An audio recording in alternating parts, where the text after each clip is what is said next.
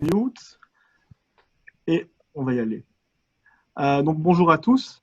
Donc je m'appelle Laurent Wenrich, je suis le responsable de l'Asso Access. Et c'est avec plaisir que, au nom des 4 organisateurs, on vous accueille pour ce webinaire aujourd'hui. Donc Charleroi Entreprendre, Business for Charleroi, ainsi que la Vlerick Business School. Alors on est à la fois très content de vous accueillir aujourd'hui et un petit peu déçu que ce soit dans des conditions comme celle-là, puisqu'on aurait voulu que ce soit peut-être un peu plus convivial. On avait prévu un événement plus sympa dans les bâtiments de A6K, E6K à Charleroi. Mais bon, vous vous doutez bien que vu la situation, c'est un peu compliqué. Et donc, on fait ce webinaire aujourd'hui et ce n'est que partie remise pour l'année prochaine. Alors, aujourd'hui, je vois que mes slides ne passent pas. C'est particulier. Comment ça se fait que mes slides n'avancent pas? Ah, voilà. Aujourd'hui, donc, nous aurons le webinaire qui sera réparti en 3 parties. La première partie, ce sera une présentation du professeur Sophie Manigard de la Vlerick Business School qui va nous présenter les résultats du M&M Monitor 2020. Ensuite, nous aurons la chance d'avoir le témoignage de 2 patrons d'entreprise, Monsieur Fabrice Brion de Icar et Monsieur Wanty du groupe Wanty, qui nous expliqueront un petit peu leur vision en termes de croissance par acquisition. Et nous terminerons enfin avec une présentation de Monsieur Karl Adams du comité de direction de Soalfin et de Denis Le Soil, le directeur de Charleroi Entreprendre. Alors, quelques petites précautions d'usage. Donc, pour votre information, ce webinaire est enregistré, donc vous pourrez le voir en replay. Donc, vous avez pas mal de participants, donc si vous voulez interagir, n'hésitez pas à poser des questions via le bouton chat que vous avez dans la plateforme Zoom. Merci aussi de vous assurer que tous vos micros sont coupés pour éviter les bruits de fond. Et je vous rassure déjà en vous disant que le M&A Monitor vous sera envoyé par après et donc vous aurez l'ensemble des documents qui seront envoyés. Voilà, je ne serai pas plus long pour le moment et je vais directement céder la parole au professeur Sophie Manigard qui va commencer sa présentation.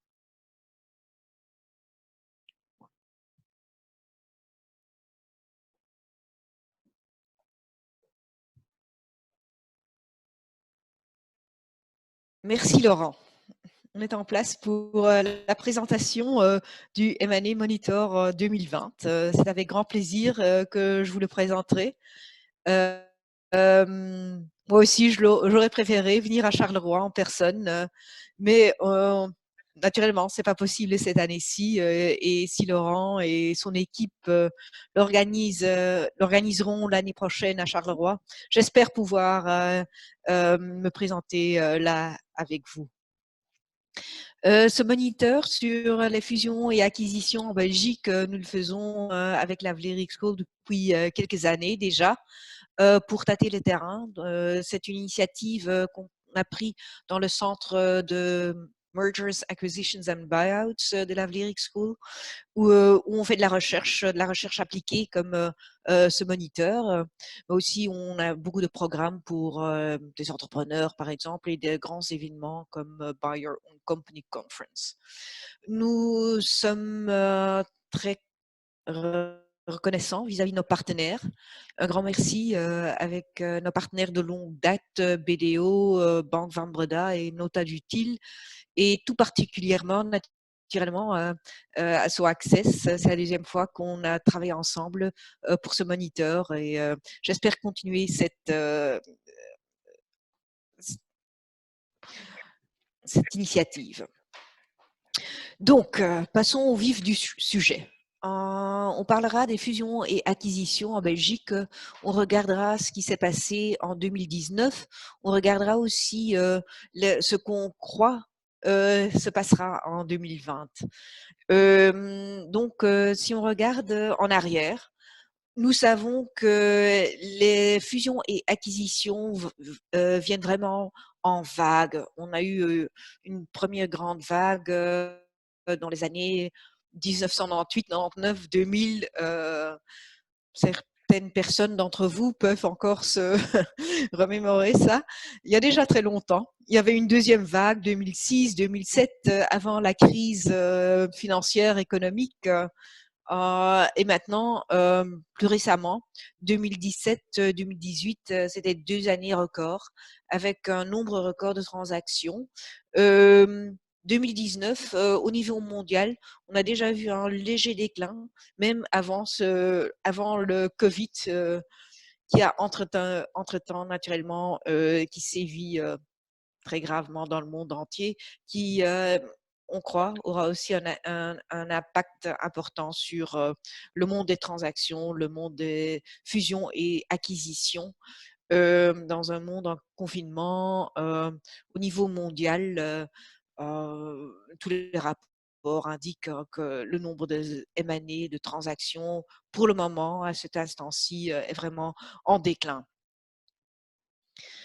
Donc, si on voit ce qui se passe, ce qui s'est passé le premier trimestre de 2020, on voit vraiment, quand on regarde la valeur des transactions au niveau global, on voit que ça a diminué avec 28%. 28% par semestre, c'est vraiment énorme. C'est très important. Naturellement, 2019, première moitié de 2019 était encore assez bien. Quand on regarde plus finement ce qui s'est passé au début de 2020, mois après mois, on voit que le déclin, on le voit partout dans le monde, dans les différentes régions dans le monde, mais pas au même moment. Quand on regarde tout à fait à droite, on a la statistique Asia-Pacifique, donc l'Asie, la Chine. On voit un net déclin déjà en janvier et maintenant, en mars. Maintenant, c'est mars. Les statistiques de mars sont déjà vraiment en retour. Donc là, on voit qu'ils ont eu un déclin significatif quand le virus a fait irruption déjà en décembre, avec des conséquences au mois de janvier en Chine. Quand on regarde ce qui se passe en Europe et aux États-Unis, là on voit que janvier, février, c'était encore pas mal, mais on a vraiment été impacté au mois de mars quand le virus vraiment a commencé à sévir ici en Europe aussi. Mais ces statistiques-là sont les statistiques globaux qui se focalisent surtout sur les grandes transactions. Et en Belgique, on a peu de grandes transactions. Donc, ce qu'on fait dans notre centre avec notre moniteur, on se focalise sur des transactions vraiment belges. Oui, et ça veut dire des transactions de plus petite taille en moyenne. Donc, c'est pas nécessairement le cas que les plus petites transactions ont les mêmes dynamiques que les grandes transactions qu'on voit partout dans le monde. Et c'est pour ça que ce moniteur a sa valeur, on croit. Qu'est-ce qu'on fait avec notre étude depuis 6 années déjà, 6 années de suite? On fait une enquête. Donc, on ne regarde pas les transactions qui ont eu lieu, mais on fait une enquête auprès des experts financiers belges, des experts en fusion et acquisition. Notre enquête, on l'a commencée le 27 janvier. Mais le 27 janvier, vous pouvez vous rappeler, peut-être, c'était un monde tout à fait différent. On n'avait jamais entendu parler du Covid-19. Corona, au mieux, c'était une marque de bière. Une pandémie, c'était une fiction hollywoodienne. On n'avait même pas un vrai gouvernement à ce moment-là. Il y a déjà longtemps. Donc, c'était vraiment un monde tout à fait différent. Donc, aujourd'hui, on ne voulait pas vous présenter des statistiques qui parlaient seulement d'un monde tout à fait différent. Donc, on a encore relancé une deuxième enquête mi-mars. Et là, c'était vraiment le début du confinement pour connaître l'avis des experts sur l'impact du confinement, de la crise qu'on vit actuellement, cet impact sur les fusions et acquisitions. Donc, ce qu'on vous propose aujourd'hui, c'est aussi bien la vision début 2020, mais aussi mars, au mois de mars, oui, au début du confinement. Dans cette présentation, on vous donnera un aperçu général de l'évolution du marché belge des fusions et acquisitions. Donc là, on se focalise sur ce qui s'est passé en 2019. Pas seulement un aperçu général, on a aussi quelques questions plus spécifiques sur la valorisation, c'est toujours très prisé dans le marché, sur la structuration des transactions, sur le processus de financement et on a aussi focalisé sur deux sujets plus spécifiques. Premièrement, on s'est aussi focalisé sur l'impact général des fusions et acquisitions sur l'emploi. Donc, comment va évoluer l'emploi dans les cibles qui ont été achetées après la transaction. Deuxièmement, comme je l'ai déjà indiqué, l'enquête supplémentaire fin mars sur l'impact du coronavirus sur les fusions et acquisitions. On a aussi quelques questions ouvertes pour mieux comprendre les statistiques, pour mieux pouvoir les interpréter. Donc, les 110 experts qui ont participé à l'enquête, qu'est-ce qu'ils sont?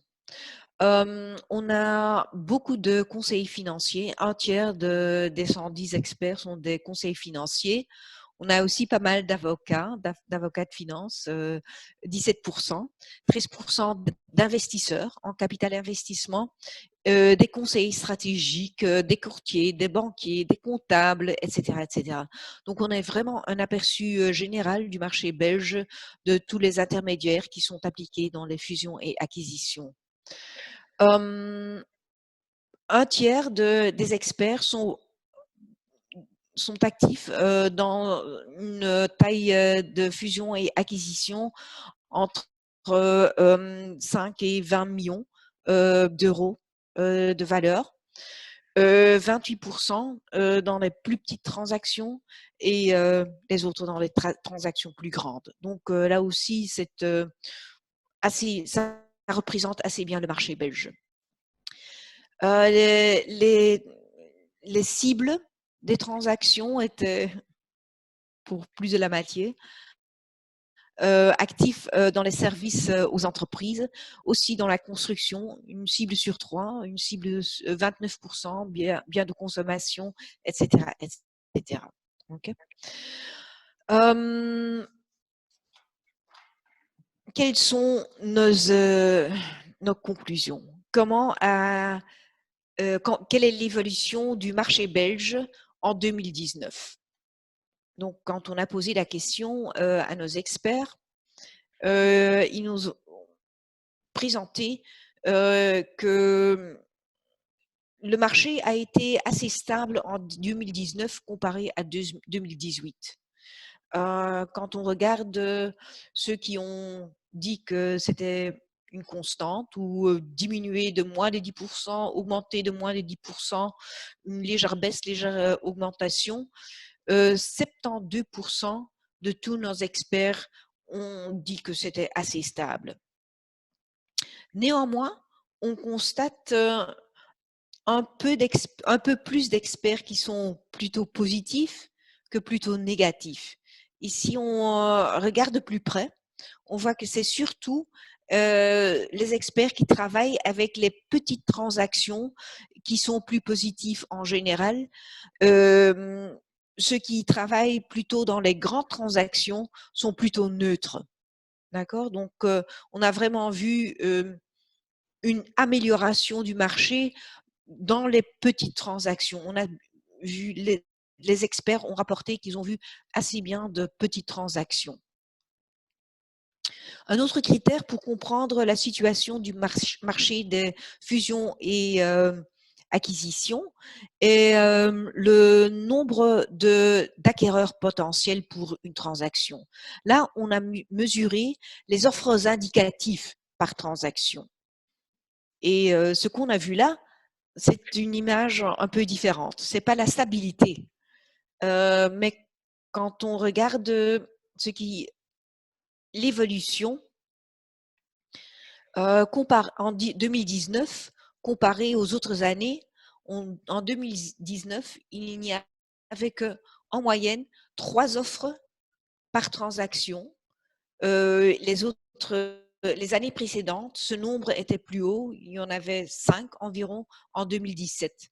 Donc là, on voit une diminution nette, une diminution du nombre d'offres indicatives par transaction. Le nombre d'offres indicatives, naturellement, ça dépend de la taille du cible. Les cibles plus grands reçoivent plus d'offres que les cibles plus petites. C'est tout à fait normal, naturellement. Une deuxième constatation qu'on a fait, c'est que le nombre de transactions transfrontalières est aussi en nette diminution ces dernières années. En 2017, 36% de toutes les transactions étaient transfrontalières. Et ici, on définit une transaction transfrontalière comme une transaction où une société belge achète une société internationale, non belge. Quand on regarde la situation en 2019, il n'y avait que 22% de transactions qui étaient transfrontalières. Donc, la plupart des acquisitions par des sociétés belges s'est fait en Belgique. Naturellement, le pourcentage de transactions transfrontalières dépend aussi de la taille de la cible. Pour les cibles les plus grands, le nombre de transactions transfrontalières est beaucoup plus haut. Ce déclin, c'est pas seulement en Belgique qu'on le voit. C'est un phénomène qu'on voit dans le monde entier. Par exemple, aux États-Unis, on voit une baisse de 25% des transactions transfrontalières, the lowest level in more than 2 decades. Donc, ce pourcentage n'a jamais été aussi bas les 2 dernières décades. Faisons une petite enquête. Nous avons plus de 150 personnes en ligne. Vous êtes tous intéressés dans le monde de fusion et acquisition. On aimerait savoir ce que vous pensez du marché des fusions et acquisitions. Selon vous, comment évoluera le nombre de fusions et acquisitions en Belgique en 2020? Je vais lancer une petite enquête. Vous pouvez répondre immédiatement et je vous montrerai immédiatement vos réponses.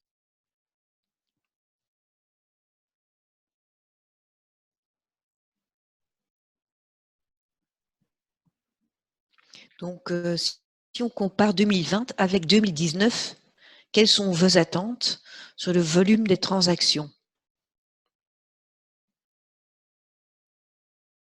On a déjà plus de 100 réponses. Je vais clôturer l'enquête dans 5 secondes.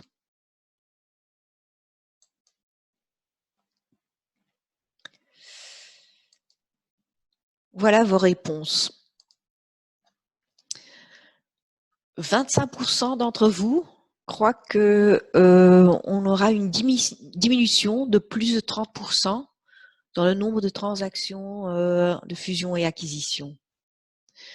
Une autre 26% croient que 2020 verra une diminution entre 20 et 30%. Ça fait déjà plus de la moitié de vous qui vous êtes très négatif sur ce qui se passera en 2020. On pourra prendre cette enquête et voir dans notre enquête l'année passée ce qui se passera ce qui sera passé en 2020.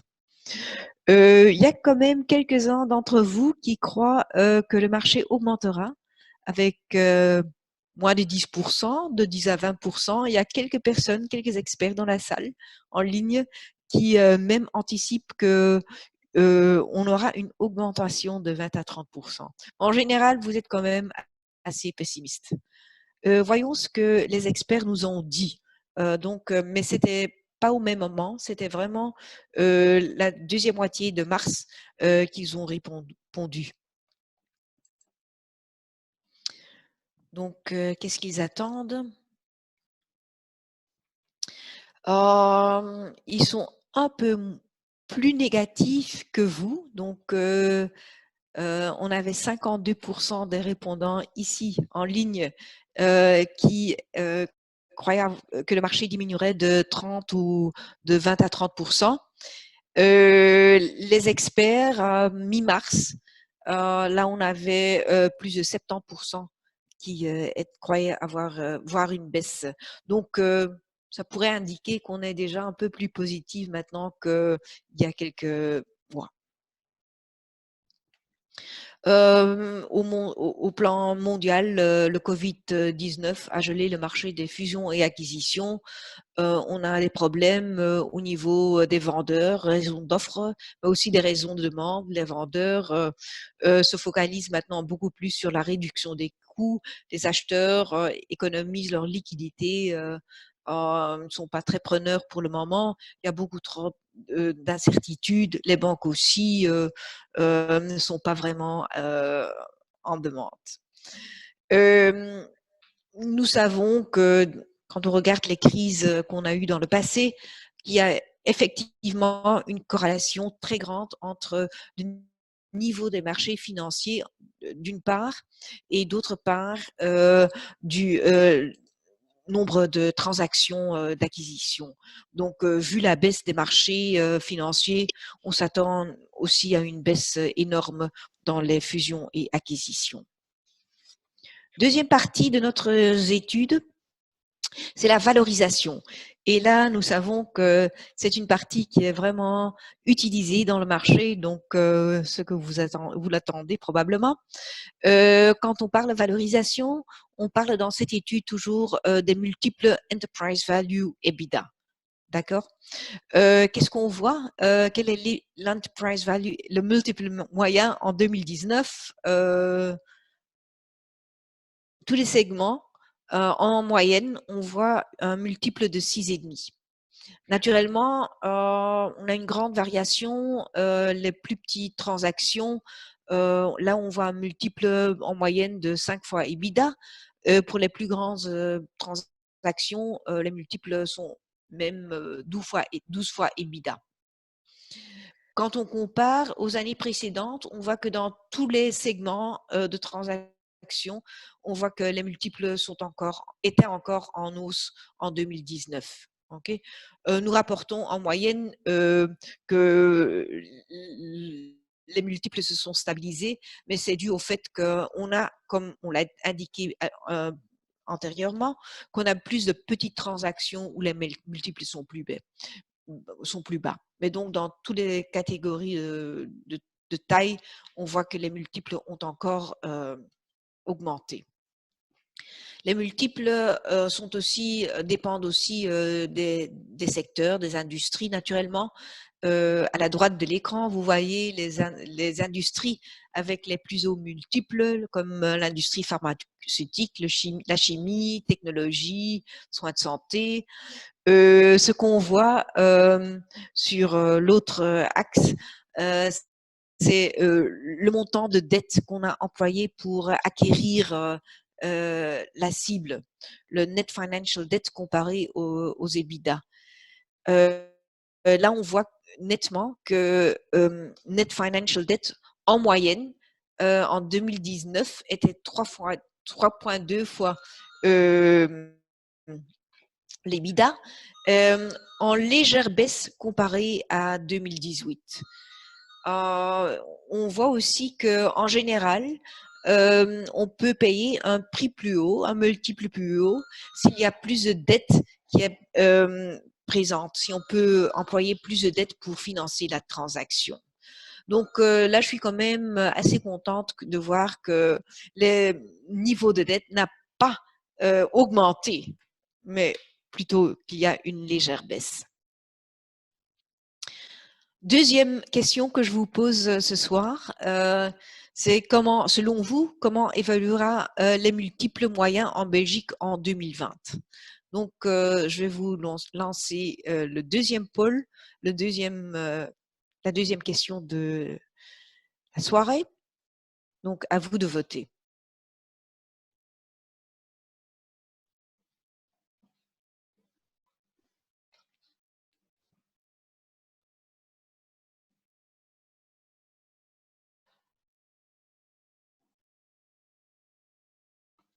J'ai déjà plus de 100 votes. Je vous laisse encore quelques secondes.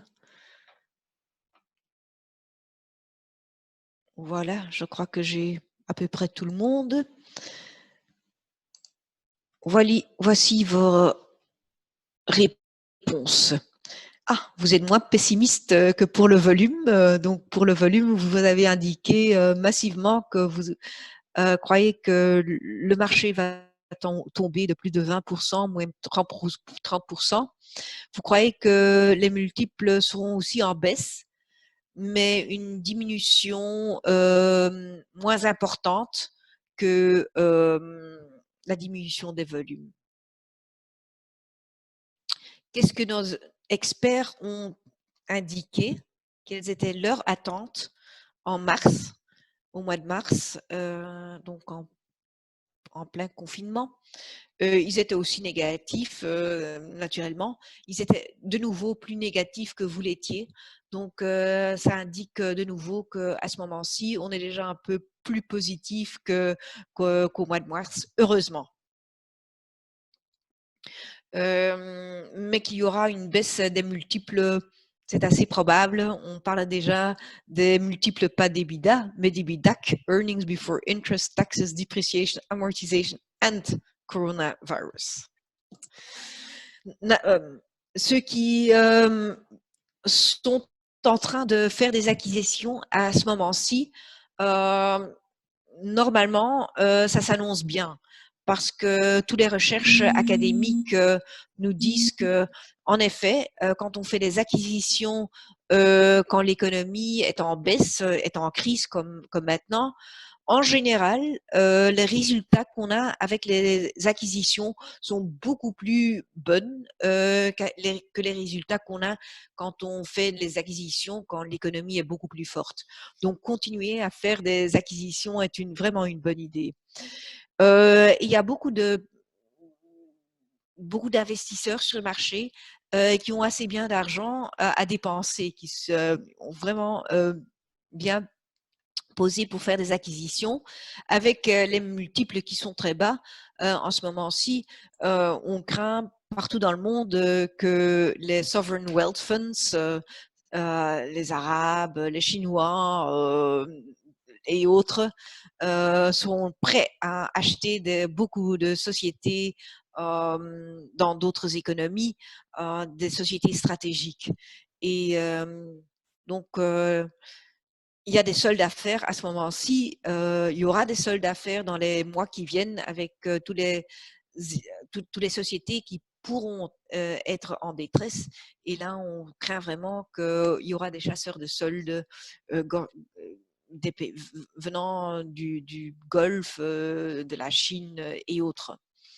Au niveau européen, on voit que les commissaires européens nous incitent les politiciens à installer des mesures plus strictes pour limiter les acquisitions dans des secteurs stratégiques ou même de prendre des positions d'actionnaires dans des sociétés clés. On n'a pas encore cette discussion en Belgique, mais elle est vraiment active aux Pays-Bas, en France, en Allemagne et autres. À part les acquéreurs stratégiques, on a aussi les acquéreurs private equity. Et là, il y a vraiment beaucoup d'argent qu'ils ont à dépenser. Le dry powder qu'ils ont à investir est à un niveau c'est du jamais vu. Donc, ces acquéreurs-là vraiment sont prêts à acquérir, à faire des transactions. Aux États-Unis, les démocrates sont vraiment ont vraiment peur. Ils ne raffolent pas des acquéreurs financiers, qu'ils soient des hedge funds ou même private equity. C'est pour ça qu'on a aussi demandé dans notre enquête aux experts belges quel était l'impact qu'ils croyaient que la transaction allait avoir sur l'emploi dans les cibles qui ont été achetées. Et là, nous sommes très heureux de voir que, en général, les experts belges sont très positifs. L'impact attendu sur l'emploi est en général très positif. Ils sont plus positifs que négatifs. Et même quand on compare les transactions par des financiers et par les stratégiques, il n'y a pas grande différence. Donc, c'est vraiment pas le cas que si un private equity, un investisseur en private equity, s'il achète une entreprise, que le but primaire est de diminuer l'emploi. Au contraire, dans beaucoup de transactions, on espère croître l'emploi, ce qui est consistant avec ce qu'on a vu dans notre enquête l'année passée. La croissance est une des raisons primaires pour faire des transactions aussi par les private equity, les investisseurs en private equity. Donc, les craintes des politiciens ne sont pas supportées du tout.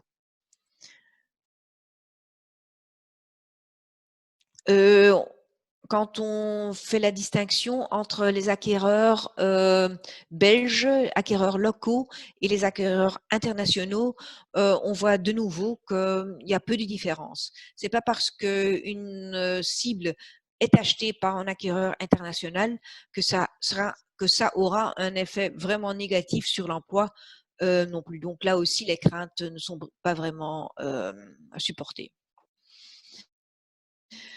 Troisième volet, comment est-ce que les acquisitions ont été structurées et financées? On a déjà parlé de la dette qu'on a employée qui est un peu en baisse en général. Les autres éléments sont vraiment très stables. Le pourcentage de fonds propres nécessaires pour financer un buy-out ou buy-in est resté stable, 31%. Le pourcentage des transactions avec un crédit vendeur tout à fait stable, environ 35% des transactions. Le pourcentage des transactions avec un earn-out autour de 30%, donc pas de grand changement. Pour la première fois, on a demandé si on a employé une assurance garantie et indemnisation, garantie indemnisation, WI. On en a dans 20% des grandes transactions. C'est une garantie, une assurance qu'on n'emploie pas dans les petites transactions, mais ça devient assez commun dans les plus grandes transactions quand même. Donc, en conclusion, j'avais une demi-heure, j'ai parlé déjà un peu plus longtemps, je m'excuse pour ça. En général, qu'est-ce qu'on a appris avec notre enquête? En 2019, le marché belge des fusions et acquisitions est assez stable. Au niveau de volume, de valorisation, de structuration, caractéristiques des processus, pas beaucoup de différence. Naturellement, début 2020, avec la crise qu'on a en ce moment, on croit qu'on aura beaucoup de turbulences en 2020, donc on estime une baisse de plus de 30%, une baisse de 30% en volume, mais aussi en valorisation. Donc, on croit qu'on passera d'un marché de vendeurs à un marché d'acheteurs. Néanmoins, ce qu'on a aussi voulu mettre en évidence avec notre enquête, c'est qu'en général, après une transaction, après une acquisition, on estime des effets positifs sur l'emploi, en moyenne, aussi bien par des acquéreurs stratégiques et financiers et aussi bien par des acquéreurs internationaux et locaux. Voilà les résultats les plus importants que je voulais partager avec vous. Je ne sais pas s'il y a des questions importantes qu'on a vues sur le chat, que je n'ai pas pu regarder pour le moment.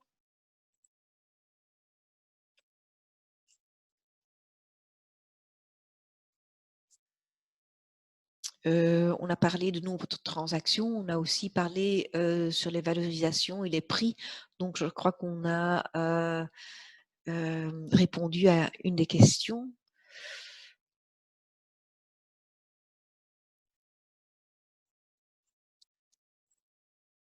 Ah.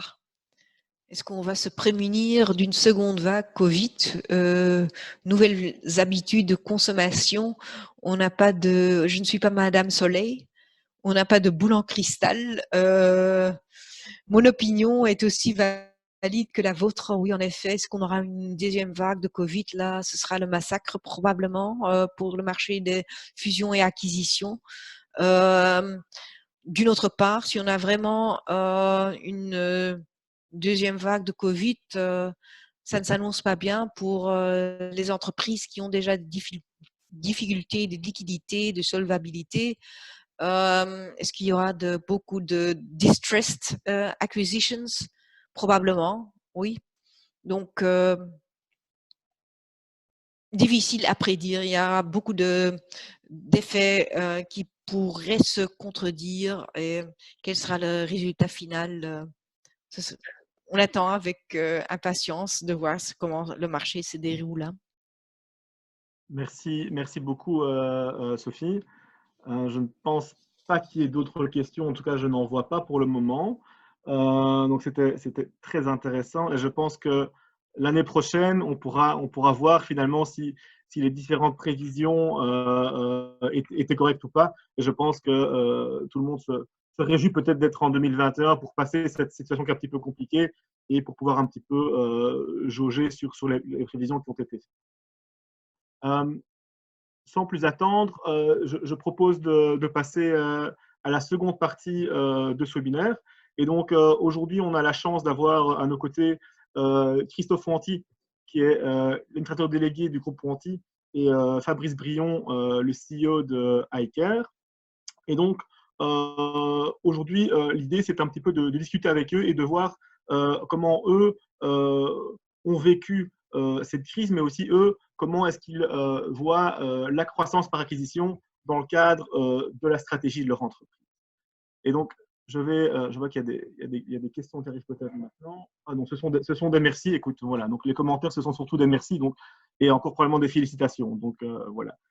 On va commencer directement par la première question. Alors, je propose, Fabrice et Christophe, avant de répondre à la première question, c'est d'expliquer peut-être rapidement qui vous êtes et ce que fait votre entreprise pour que les gens puissent situer. La première question que je voulais avoir avec vous, c'était, vous avez tous les deux réalisé des acquisitions dans le cadre de la stratégie de croissance de vos entreprises. Alors, pourquoi, tout simplement? Voilà, donc bonjour à tous. Donc, mon nom est Christophe Wanty, administrateur délégué du groupe Wanty. Donc, le groupe Wanty, c'est un groupe actif dans le secteur de la construction et plus précisément dans les travaux d'infrastructure. Donc, on travaille majoritairement en Wallonie, mais également en Flandre et en France. Et donc, on emploie 1500 personnes et on a réalisé en 2019 un chiffre d'affaires consolidé de 225 millions d'euros. Donc, c'est vrai, dans les acquisitions, ben, la grosse acquisition du groupe, ça a été début 2019 avec la reprise de la société Ronvo à Sydney. Alors, la croissance par acquisition, ben, je veux dire, c'est nous, la majorité des acquisitions que nous avons faites, c'était dans le cadre de notre politique de développement stratégique du groupe Wanty, qui est de faire un maximum de choses en interne et de sous-traiter le moins de choses possible. Et donc, cette stratégie, on l'a faite effectivement, on l'a menée par des acquisitions, soit en reprenant des fournisseurs ou des sous-traitants qui travaillaient pour notre entreprise. Et donc, ben, comme on n'avait pas cette compétence en interne, on la sous-traitait. Donc, ça nous est arrivé effectivement de racheter des sous-traitants ou des sociétés qui faisaient des métiers complémentaires aux nôtres, comme ça peut être par exemple une carrière dans notre secteur d'activité. Mais on n'a pas fait que cette croissance par acquisition. Donc, c'est vrai qu'il est arrivé qu'à certains moments, ben, on n'a pas trouvé sur le marché la cible qui nous intéressait. Et donc, on a également créé nous-mêmes certaines activités ou certaines sociétés où on a engagé des gens pour développer dans notre entreprise ces métiers ou ces compétences qui nous manquaient. Donc, voilà. Donc, c'est vrai que la croissance qu'on a fait chez nous, donc c'est dans un cadre stratégique. Et je dirais que ça s'est fait pour 60 à 70% par acquisition et le solde par développement ou croissance interne. Merci. Fabrice, je propose que vous répondiez maintenant à la question. Bonjour à tous, merci. Donc, moi, mon nom, c'est Fabrice Brion. Je suis le fondateur et CEO du groupe iCare. Nous sommes actifs dans ce qu'on appelle la maintenance prédictive industrielle. C'est dans la tendance actuelle de l'industrie 4.0, l'IoT, le big data. Donc, notre métier, c'est de mesurer et d'analyser des paramètres sur les machines industrielles pour prédire quand elles vont casser et faire en sorte que nos clients, les industries, les utilisateurs, les réparent avant qu'elles ne cassent pour éviter, bien sûr, des coûts, mais aussi des impacts sur la qualité, la sécurité et l'environnement. Quand on voit ce que peut générer une casse de machine dans les grands événements qui se sont produits dans ces dernières années. Nous avons été actifs également depuis 2017 sur les fusions et acquisitions, principalement parce que notre secteur est actuellement en pleine consolidation. Donc, c'était un secteur de start-up, je dirais, et je pense que iCare a réussi à mieux start-upper que d'autres sur les 15 dernières années. Donc, nous continuons avec une croissance organique agressive. On a pour objectif de faire 25% de taux de croissance moyenne chaque année pendant les 5 prochaines années. Sur les 15 dernières, on est à 35 de taux moyen. Mais à cette croissance organique s'ajoute une croissance par acquisition sur 2 types de cibles. La première, exactement comme pour Wanty, donc pour des acquisitions stratégiques, donc pour garantir notre indépendance et maîtriser l'ensemble de la chaîne de valeur. Et la deuxième, comme nous sommes sur un marché en consolidation, c'est finalement l'acquisition de parts de marché sur des nouveaux marchés ou dans des nouveaux pays. Merci beaucoup pour ces premières explications. Alors, ma seconde question, c'est, donc on a parmi les participants au webinaire différents patrons d'entreprise qui ne savent peut-être pas comment trouver la bonne cible. Ça veut dire, oui, j'ai envie de croître, je me rends compte que c'est important pour moi, mais comment est-ce que je peux trouver la bonne entreprise à reprendre? Quelle est un peu votre expérience par rapport à ça? De notre côté, je vous dirais que dans 90, voire 95% des acquisitions, ce sont les cibles qui sont venues nous trouver. Donc, c'est un peu particulier. Et c'est vrai que même si on nous propose généralement certaines cibles, la majorité des cibles qu'on a acquis, ce sont les gens qui sont venus nous trouver en disant, voilà, on est un groupe majoritairement, et c'est vrai que ce sont des groupes familiaux, des sociétés familiales que l'on a reprises, où les gens arrivaient en disant, ben voilà, j'arrive à la fin de ma carrière, je n'ai pas de successeur dans mon entreprise et j'ai envie de la céder. Est-ce que ça vous intéresse? Donc, c'est vrai que on a toujours eu cette stratégie d'intégrer un maximum de métiers ou développer de nouveaux métiers chez nous, de nouvelles compétences, mais généralement, ce sont les cibles qui sont venues nous trouver et on a rarement dû mandater des cabinets en disant, voilà, on souhaite trouver une société active dans tel secteur. On l'a déjà fait. Généralement, ça a malheureusement donné peu de succès quand on l'a fait de cette façon-là. Donc, on est peut-être un peu un cas atypique, mais c'est la réalité des faits. C'est un peu toujours comme ça que ça s'est passé. Donc, pour vous, ce n'était pas vraiment un problème, les cibles viennent à vous. Est-ce que c'est peut-être lié au fait qu'ils sont en prise familiale, qui sont intéressés d'être reprises par un groupe familial aussi? Ça peut expliquer peut-être le fait qu'ils venaient vous voir ou... Oui, tout à fait, parce que beaucoup d'entreprises disaient, et moi j'ai eu le cas où des cibles sont venues nous trouver en disant, voilà, on est une entreprise familiale, on souhaite qu'elle reste dans un groupe familial ou allons de surcroît. Et donc, on vient vous voir d'abord vous en premier. Et si l'opération ne se fait pas, on mettra notre société sur le marché. Mais en premier lieu, on souhaite que la transaction, on vous la propose à vous en priorité. Bon, ce n'est pas le cas dans tous. Hein. On est bien souvent, dans le dernier cas, on a été mis en concurrence avec d'autres. Mais un cas d'une acquisition relativement importante de l'ordre de 10 millions d'euros, on est venu nous trouver en disant, voilà, on veut faire l'opération avec vous. Si elle ne se fait pas avec vous, on ouvrira à d'autres prospects. Ok, merci. Monsieur Briand, bon, j'imagine que vous, les startups, souvent, c'est pas familial. Donc, j'imagine que pour trouver les cibles, c'est pas la même idée que chez Wanty. Oui et non. Tout d'abord, le groupe Care est encore aussi une société familiale, puisque les deux fondateurs dont je fais partie et les employés détiennent encore presque 90% des parts, et les 10% restants sont détenus par la SRIW et l'IMDC. Donc, je pense que notre ancrage wallon et belge est bien assuré. Et deuxièmement, c'est vrai on est peut-être un peu plus agressif, donc on va nous-mêmes contacter et voir des cibles, principalement avec des personnes et des entreprises avec qui on a l'habitude de travailler ou des concurrents. Hein. Notre première acquisition en 2017, c'était notre concurrent le plus important. Donc ça, c'est une chose.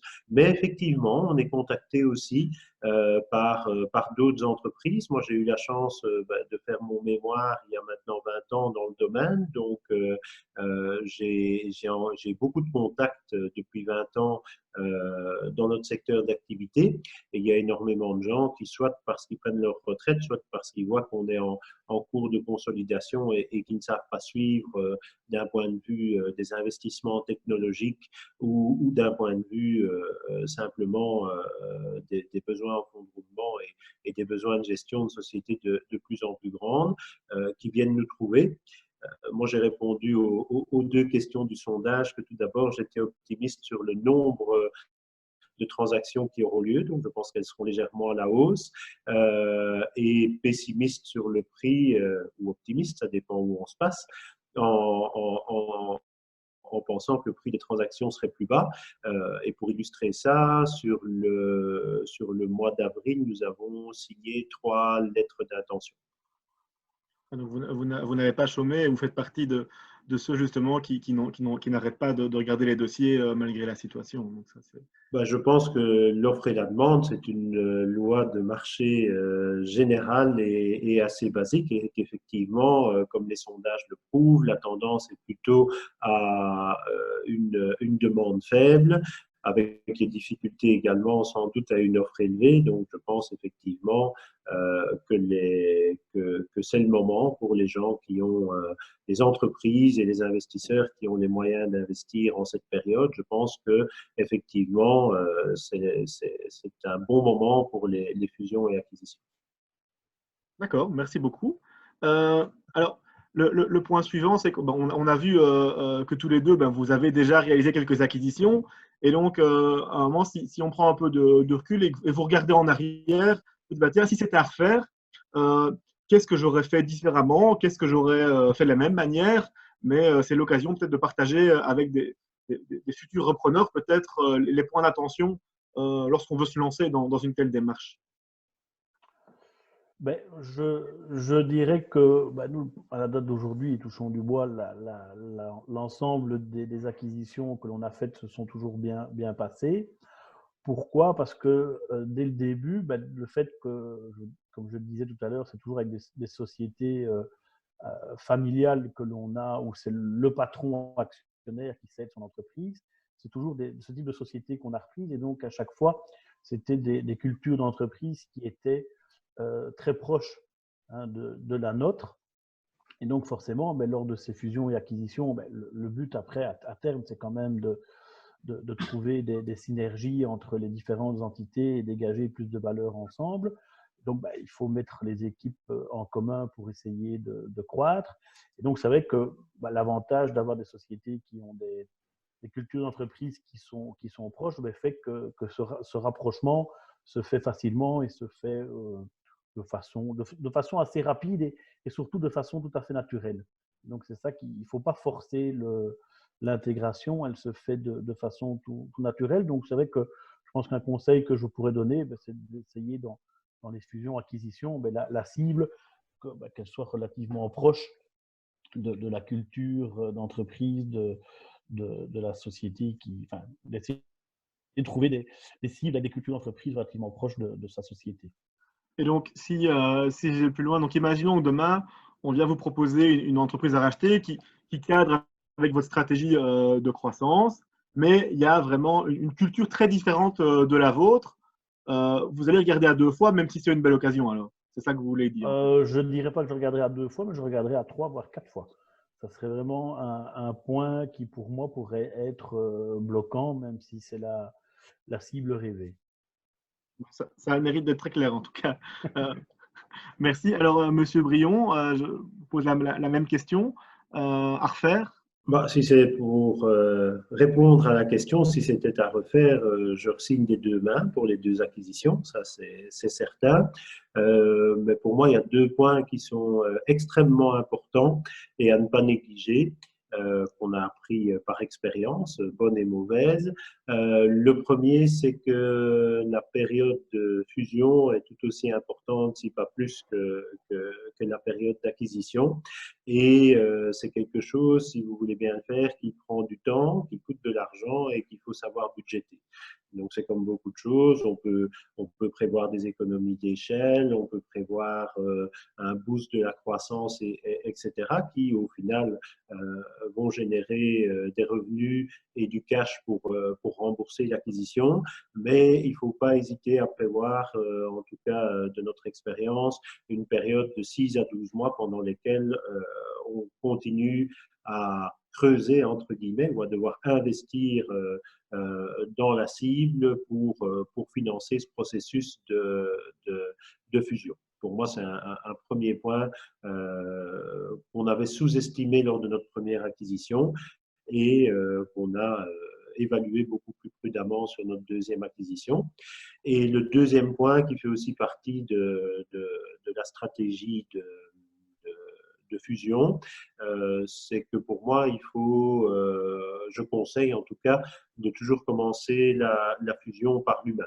Donc, de faire travailler les gens ensemble, même s'ils sont sur des payrolls différents, même s'ils ont des sociétés différentes, s'ils ont des procédures de travail différentes, tout simplement parce que on arrivera toujours mieux à trouver des compromis quand les gens auront l'expérience de travailler ensemble plutôt que d'arriver du jour au lendemain à essayer de mettre des gens qui sont inconnus, qui ne se connaissent pas, de les mettre autour de la table et de les faire trouver une méthode commune de travail.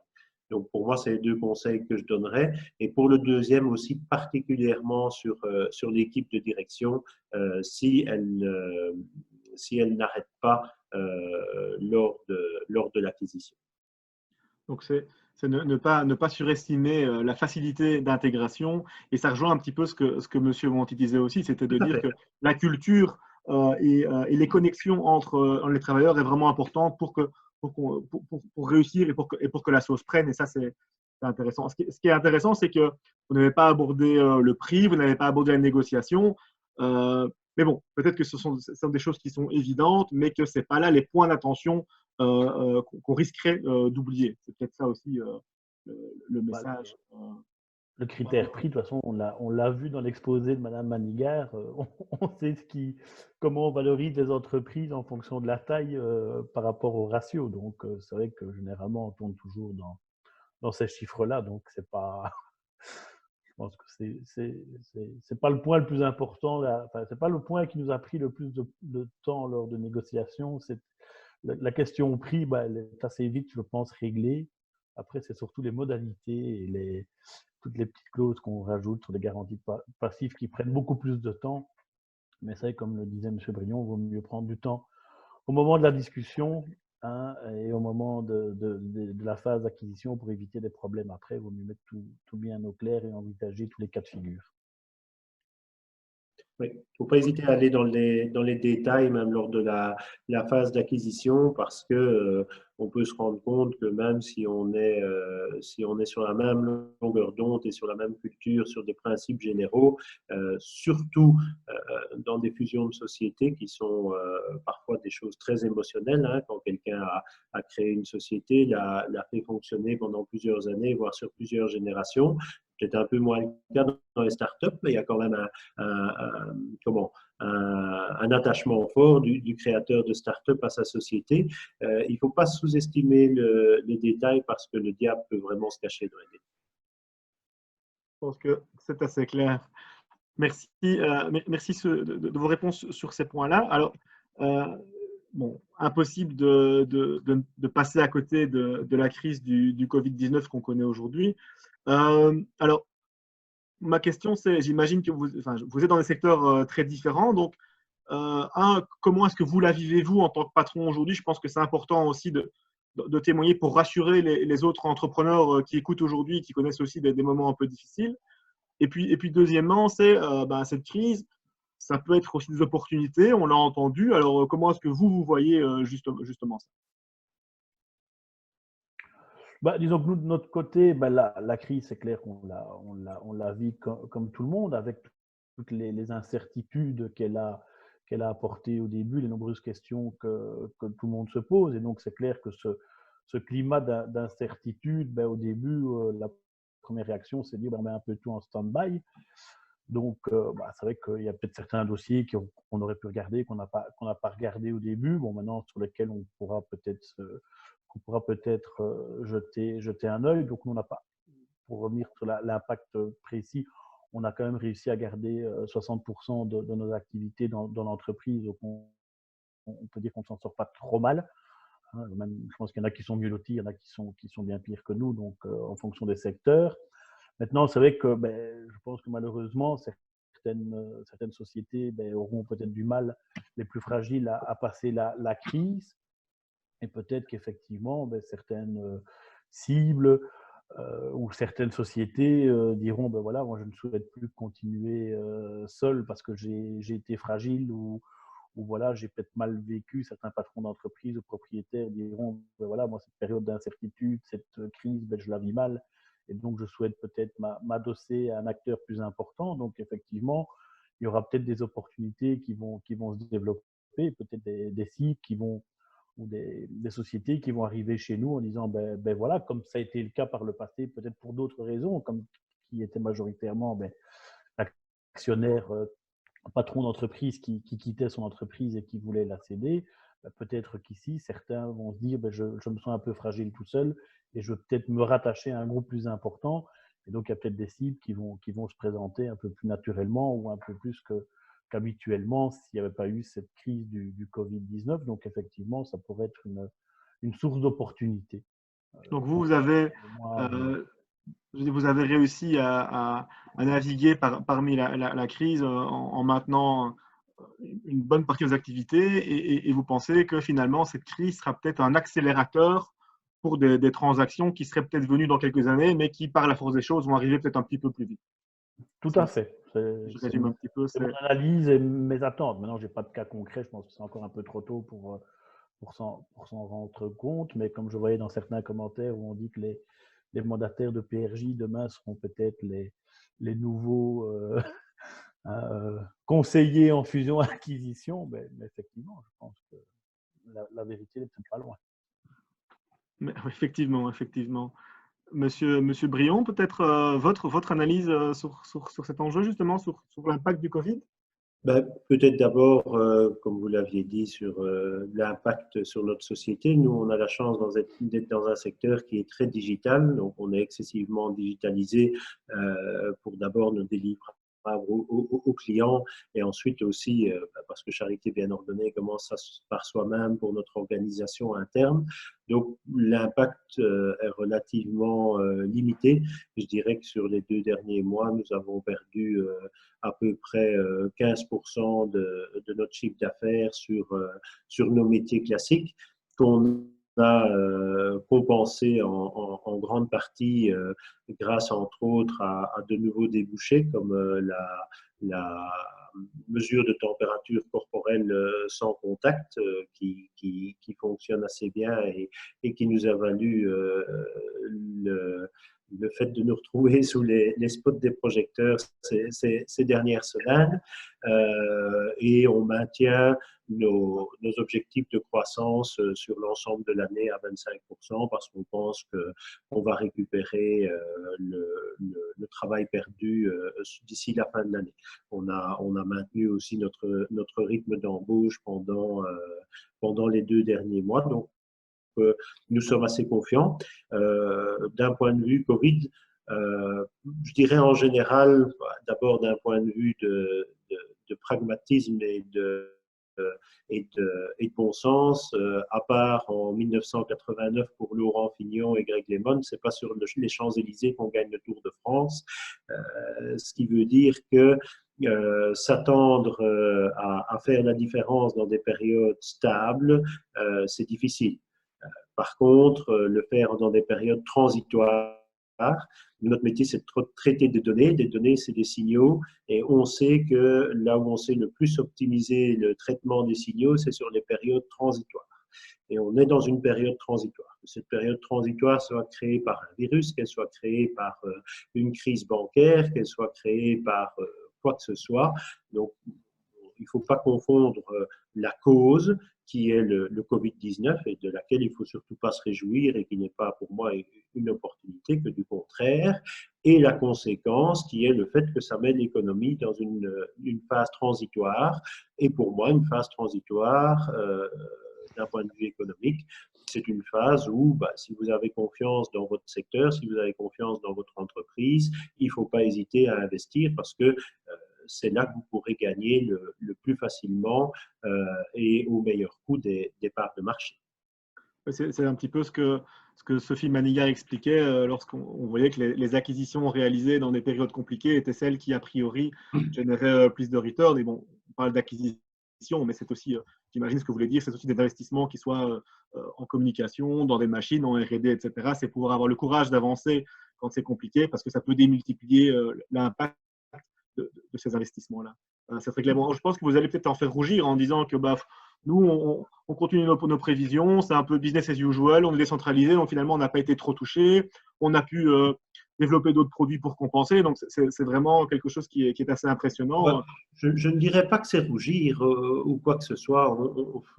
J'ai l'habitude de dire que je gère la société comme un vieux fermier borin, mais si vous regardez plus largement, il y a énormément d'économies, que ce soit l'Allemagne ou le Japon, où on a des visions très long terme. Ici, je trouve que souvent, en Belgique et en Europe en général, les patrons n'ont pas peur de beaucoup licencier quand tout va mal et de pleurer parce qu'ils ne réussissent pas à beaucoup embaucher quand tout va bien.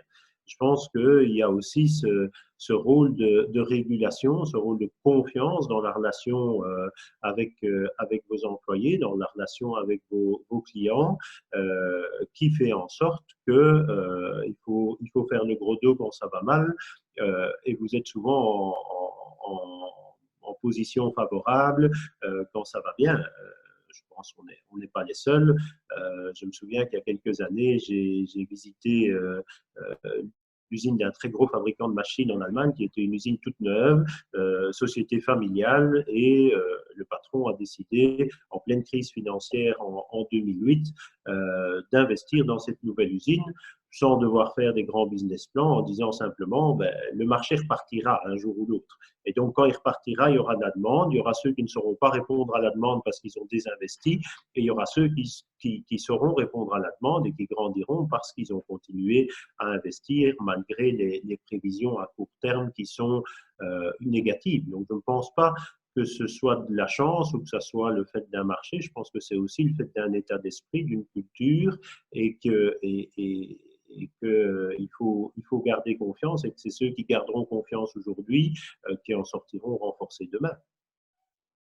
Je pense que c'est aussi très très clair comme positionnement et comme vision. Donc je suis très très heureux que vous la partagiez avec tous les participants aujourd'hui. Alors on va arriver à la dernière question, mais je pense qu'on a déjà un petit peu discuté de cet enjeu-là, c'est les perspectives. Bon, on a dans la discussion on en a eu un petit peu. Simplement peut-être pour rebondir sur voilà, donc votre vision, c'est que c'est le rôle de l'entreprise d'avoir un rôle stabilisateur, même quand il y a des situations compliquées. On voit, et Sophie Manigat en a parlé, qu'il y a des tentatives d'investissement étranger peut-être ou de mainmise sur des secteurs importants, stratégiques en Europe. Alors, et on voit que la Belgique n'a peut-être pas encore pris toutes les mesures, alors qu'en France, en Allemagne ou dans d'autres pays ou en Italie, c'est plus le cas. Est-ce que vous pensez qu'il faut protéger ces fleurons ou alors est-ce que c'est peut-être le rôle de l'État plutôt d'aider les entrepreneurs à soutenir d'autres entrepreneurs? Quelle est un peu votre vision par rapport à ça? Je pense qu'il faut effectivement, pardon, excusez-moi. Moi, je dirais que effectivement, je pense que c'est peut-être un moment pour de soutenir l'économie locale. On parle beaucoup de réindustrialisation de la Wallonie. Je pense qu'il ne faut pas attendre le Covid-19, ça fait pour remettre les choses en place. On aurait dû le faire bien plus tôt. Alors, est-ce que c'est le rôle de l'État de le faire? Moi, je ne crois pas. Par contre, est-ce que c'est le rôle des pouvoirs publics de soutenir les entreprises pour garder des centres de décision en Belgique? Je pense que c'est le cas. Et dans la dernière acquisition que nous avons faite, qui est Ronvo, je n'ai pas peur de dire que sans l'aide des pouvoirs publics et de la SRIW et des Invest, pour ne pas les citer, on n'aurait pas pu faire l'opération. Donc, je pense que ça existe déjà en Wallonie et je pense que ça doit continuer à aller dans cette perspective-là. Merci beaucoup, c'est relativement clair par rapport à ça. Monsieur Brion, peut-être quelque chose par rapport à ça. J'ai lu dans un magazine que je ne citerai pas pour ne pas publiciter, un hebdomadaire économique, que vous aviez instauré un Family Act au sein de iCare. Est-ce que vous pouvez peut-être en dire quelques mots? Parce que je pense que c'est intéressant. Oui, tout à fait. Et donc, pour moi, il y a deux choses. Je vais répondre à la question générale et le Family Act viendra de lui-même à la suite. Je suis tout à fait d'accord avec M. Wanty. Pour moi, je pense qu'on doit absolument garder des centres de décision ici en Belgique. On le voit malheureusement aujourd'hui avec la décision de Lufthansa pour Brussels Airlines.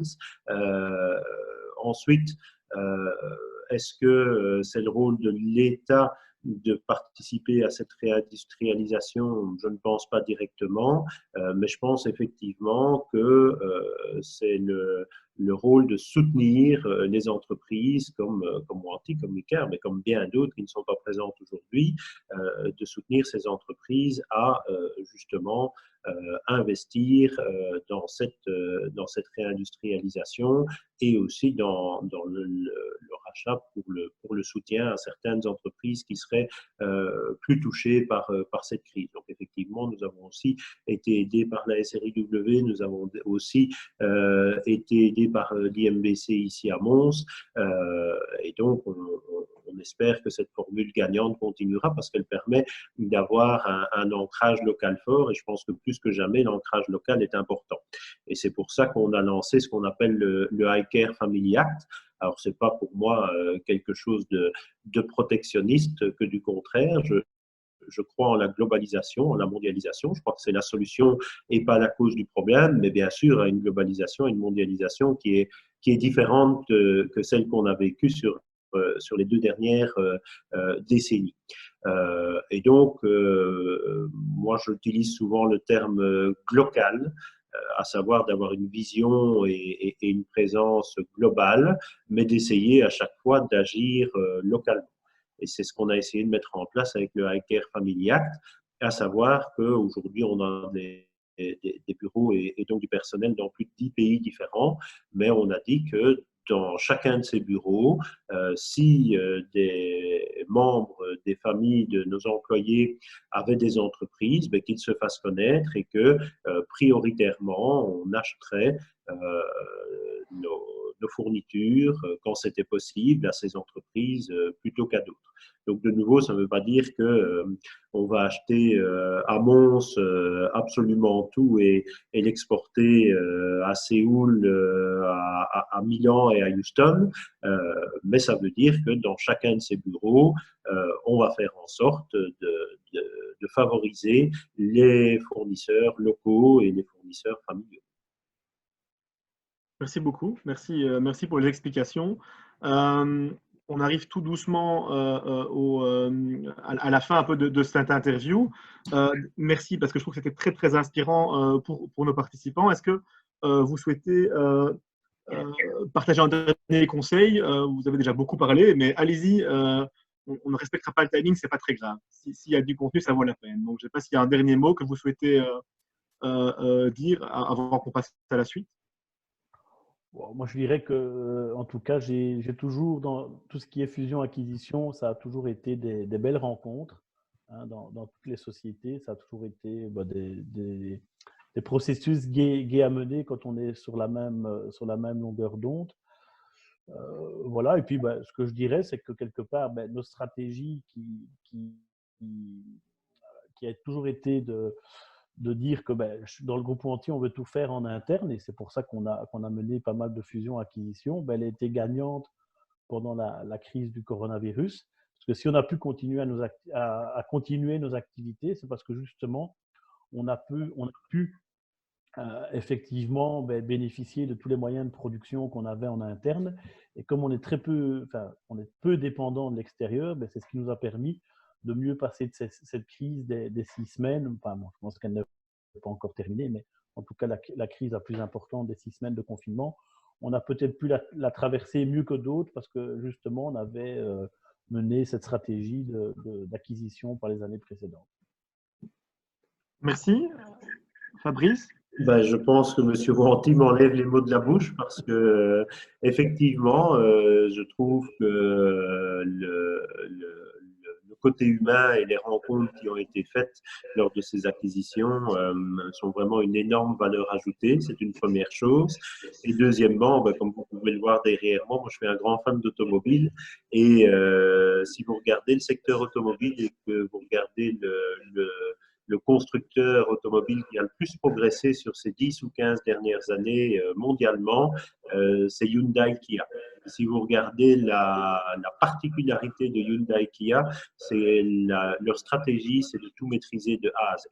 Donc Hyundai-Kia est un consortium qui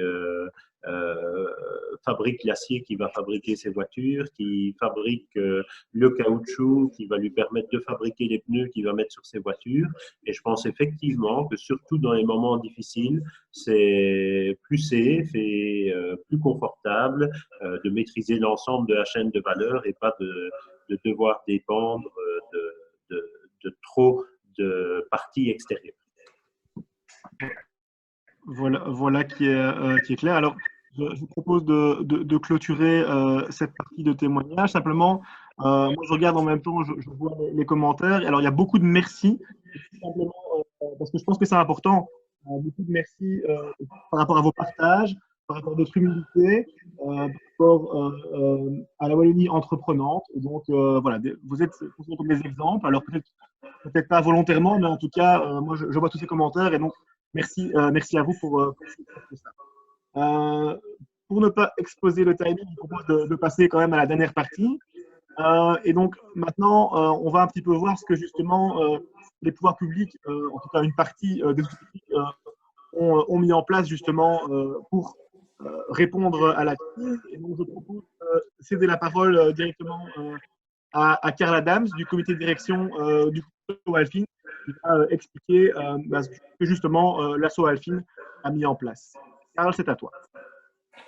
Merci Laurent, merci à toi pour l'organisation de ce webinaire qui, je vois, effectivement attire beaucoup de monde, près de 200 personnes aujourd'hui, et surtout des intervenants de qualité. Moi, je suis particulièrement heureux, par ailleurs, effectivement, d'accueillir aussi parmi nous Fabrice et Christophe, qui sont non seulement deux entrepreneurs de qualité, mais aussi de personnes très humaines et que j'apprécie particulièrement beaucoup. J'ai eu la chance, par ailleurs, de les suivre parce que j'étais moi-même au comité de direction de la SRIW dans leurs aventures, et de collaborer ainsi à leur développement au travers du financement qu'elle octroyait. Et Fabrice le disait tout à l'heure aussi, tout comme Christophe par ailleurs, lorsqu'ils ont pu acquérir des sociétés, bien effectivement la SRIW, avec les Invest, c'est un bel exemple de collaboration entre partenaires publics, se sont mis autour de la table pour les aider ainsi à boucler leur montage financier et pour ce qui concerne Monty, à acquérir notamment les établissements Convo, ce qui était d'ailleurs une magnifique acquisition qui a été mise en lumière par la presse il y a à peu près 2 ans maintenant. Donc, bravo à eux deux, effectivement, pour leur parcours. Félicitations aussi pour votre intervention aujourd'hui. Je vois effectivement que ça recueille beaucoup d'éloges. Et je crois que ces témoignages sont vraiment des témoignages, effectivement, de patrons qui connaissent la musique, qui savent comment effectivement leur entreprise doit fonctionner et qui sont là aussi dans les moments difficiles pour la soutenir et pour l'aider à traverser ainsi cette crise. Ils l'ont effectivement prouvé au cours de ces quelques minutes de parole. Alors, pour ce qui concerne effectivement l'asso Alfin, eh bien, nous sommes depuis le début de la crise, en fait, vraiment partenaires du gouvernement wallon pour mettre en place toute une série de mesures pour aider nos entreprises, nos PME, nos indépendants et entrepreneurs à traverser au mieux cette crise sans trop de dégâts et en tout cas à les aider, à les accompagner ainsi durant ces moments difficiles qu'ils vivent. Alors, plusieurs choses ont été mises en place, plusieurs produits ont été développés, plusieurs services ont été renforcés. Le premier, c'est le 1890, dont vous avez certainement déjà beaucoup entendu parler, qui existait avant la crise, qui avait été mis en place, le fameux guichet unique mis en place à l'époque par le ministre de l'économie, Pierre-Yves Geolet, et qui est donc le point central pour tous les entrepreneurs, dirigeants d'entreprise et autres indépendants qui ont un projet de développer, de créer une entreprise ou simplement qui se posent des questions par rapport aux interlocuteurs, aux bons interlocuteurs à avoir au niveau du secteur public notamment. Ce numéro 1890, donc le guichet unique pour l'ensemble des entrepreneurs et entreprises en Wallonie, est devenu aussi depuis le 4 mars dernier le centre unique d'appel pour toute question relative à la crise et depuis même le 27 mars pour toute question relative aux indemnités qui ont été octroyées par la région. Je parle des indemnités de 5 000 et de 2 500 € notamment, qui ont été octroyées aux entreprises et entrepreneurs actifs dans différents secteurs. Alors, c'est effectivement un énorme travail qui a été réalisé au sein du groupe SO Alfin par l'ensemble des équipes, puisque vous verrez quelques chiffres effectivement dans le slide suivant. C'est près de 800 appels en moyenne par jour, donc plus de 21 000 appels en 5 semaines. C'est 154 000 utilisateurs du web via 265 000 questions et plus de 660 000 pages qui ont été vues au cours de ces dernières semaines. Et ça a donc nécessité effectivement la mise en place d'une équipe élargie à 50 collaborateurs, là où auparavant, le 1890 s'appuyait sur une équipe de 8 personnes. Nous avons dû modifier effectivement l'organisation de l'équipe pour pouvoir travailler le week-end, pouvoir travailler en soirée, pour étendre nos horaires et répondre ainsi aux besoins des entrepreneurs, week-end inclus, depuis le début de la crise, et ainsi faire en sorte de pouvoir les accompagner au mieux, d'être le relais par rapport à leurs besoins, par rapport à leurs attentes, et pour répondre au mieux à toutes les questions qui peuvent se poser. Tout ça s'est fait en partenariat évidemment avec différents acteurs pour être certain d'avoir toujours la bonne information et donner une information de qualité et fiable, avec le cabinet du ministre de l'économie, avec les cabinets des ministres différents, avec le centre de crise, le SPOE, l'UCM également, et tout cela effectivement donc avec toute une série de mesures relayées par les médias sociaux comme LinkedIn, Facebook ou Twitter, ou via encore l'organisation de Facebook Live fin du mois d'avril avec l'UCM, les chambres de commerce et le SPOE également. Donc toute une organisation qui a été mise en place pour répondre aux questions des entrepreneurs, pour les aiguiller, pour les aider, les accompagner dans leur démarche par rapport effectivement au crédit à obtenir, au délai de financement à obtenir ou simplement pouvoir trouver des moyens de les aider à traverser au mieux cette crise. Ça, c'est un premier exemple effectivement de collaboration avec les entrepreneurs pour les aider ainsi à traverser cette crise. Un deuxième, c'est notre implication évidemment au niveau des task force, l'une au niveau ce qu'on appelle Task Force Masque, l'autre au niveau du fédéral. Par exemple, pour la Task Force Masque, on est intervenu là également, non seulement pour financer et accompagner le montage financier, la mise en place d'entités de production et d'entreprises. Je pense à Deltrian, en collaboration avec la SRIW et la SOGEPA, qui sont intervenus en capital. On est intervenu par l'octroi d'aide à cette société pour établir ainsi un centre de production de masques en Wallonie. Mais aussi dans d'autres projets, décontamination des masques, production de boîtes aussi, production de gel hydraulique avec BioONZ et également via la société Zentech dont on parle beaucoup pour l'instant, qui est active dans la production de tests sérologiques pour lesquels on est aussi intervenu via un sous-traitant pour les aider à mettre en œuvre ainsi leur projet de production de tests. Donc, le rôle de la SOALFIN a été également très marqué, non seulement effectivement, donc, comme je disais, pour la partie financière, par l'octroi de garantie, l'octroi de financement ou d'aide à ces entreprises qui ont été qui ont mis en place un véritable outil de production pour répondre aux besoins urgents aujourd'hui, pas seulement des entreprises, mais toute la population en Wallonie, mais également donc, de recherche de partenaires et de solutions techniques via la coordination et la gestion de projet. J'insiste, en collaboration aussi avec nos collègues de la SRIW et de la SOGEPA. Alors, à côté, effectivement, de cette task force masque, nous faisons également partie, et c'est le président de notre comité de direction, Jean-Pierre Di Bartolomeo, personnellement, qui fait partie de l'ERM Group, pour ce qui concerne le financement et soutien aux PME et aux indépendants, un groupe de travail qui est effectivement présidé par notre collègue de finances Bruxelles et Renan. Et donc, dans ce cadre-là, la SOALFIN a aussi proposé toute une série de mesures pour venir en aide aux entreprises, aux indépendants, aux ménages, pour les aider ainsi à surmonter cette crise en espérant ainsi limiter les dégâts. Et vous avez ici quelques exemples sur le slide, que ce soit le tax shelter qui est élargi au secteur audiovisuel des arts de la scène, sur les propositions qui ont été mises en œuvre par la SOALFIN, l'extension du régime de déduction fiscale, tax shelter PME, tax shelter Covid-19, le mécanisme aussi de dette subordonnée, on en reparlera tout à l'heure, pour répondre aussi à la nécessité de renforcer les fonds propres des entreprises et le soutien aussi au secteur de l'événementiel belge dans le cadre de la crise du coronavirus. Ce sont des mesures très concrètes, effectivement, qui ont été proposées au travers de ce groupe de travail dans lequel nous avons évidemment aussi un rôle majeur à jouer. Enfin, et là c'est évidemment un aspect important, celui qui est probablement le plus connu aujourd'hui, notre rôle en tant qu'outil public de financement.